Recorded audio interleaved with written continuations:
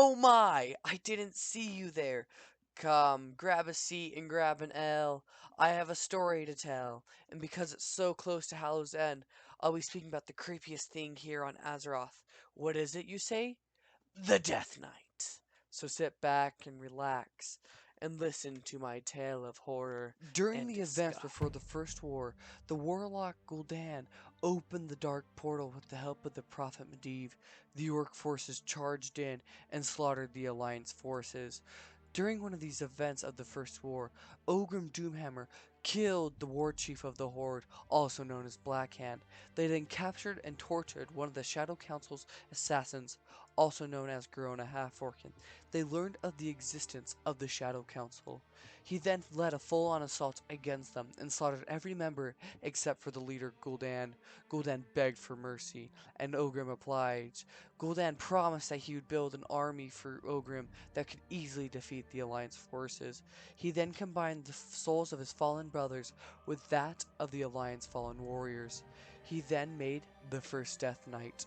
They were easily able to defeat the Alliance forces. They were the embodiment of undeath and darkness.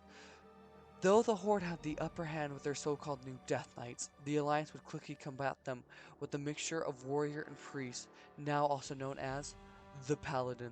The Lightborn warriors destroyed the Death Knight and the Horde forces. The Alliance then was able to push back the Orcs' forces to the Dark Portal and put them back in. The remaining Death Knights either went into the portal or were scattered. Those that were scattered were either slaughtered by the Paladins or listened to the call of Kel'Thuzad and Second became generation Death Knights were mostly that of corrupted human paladins. Many examples of these would be Mulgrain, Baron Rivendell, and most famous of all, Prince Arthas Menethil. These paladins were either corrupted by the whispers of the Lich King or that of rune blades that stole their souls, making them Death Knights. Arthas is a great example to look at. The Lich King devised a plan where Arthas would start slaughtering the innocent, doubting the light, and then soon collecting the blade Frostmourne, then returning to Lordaeron to slaughter his people. Another story is Mulgrain. Mulgrain was the wielder of the Ashbringer. The blade was one of the holiest weapons known to Azeroth at the time, until Mulgrain's son, Renault, stabbed him with the Ashbringer, killing him. Mulgrain's body was then taken to Naxxramas and was tortured endlessly by the Lich, Kel'Thuzad. The once pure paladin then turned corrupt like his blade, and his son, Darion Mulgrain, traveled into Naxxramas and killed his father. Though his father's body was dead, his soul was still linked with the blade, like most Death Knights of the second generation would be. Second generation Death Knights gained a lot of their power due to the fact of their blade. Just like the Rune Blade Shadowmourne, we had to collect many Third souls to generation make the Death blade. Knights are the class we are allowed to play in WoW today. All of these Death Knights were raised by Arthas, also known as the Lich King. These are the champions of the Alliance and Horde, now risen as servants of the Scourge.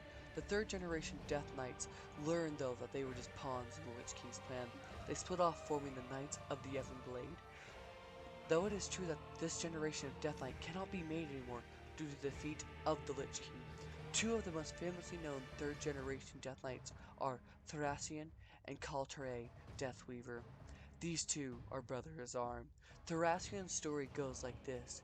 He followed Arthas through his journeys when he was discovering the plague at first, at the slaughter of Stratholme, and then to his travels north.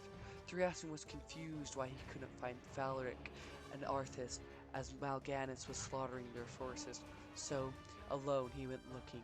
He then ventured into the cavern of Frostmourne and found Valeric risen as a Death Knight. Valeric killed Thracian, and Arthas raised him as one of his first Death Knights. Later on, Thracian would lead a force at the Silvermoon City and meet Kal'Tare Deathweaver. Kal'Tare Deathweaver would be defeated by Thracian and raised by Arthas as another Death Knight. These two respected each other's brothers' arms and even considered themselves brothers.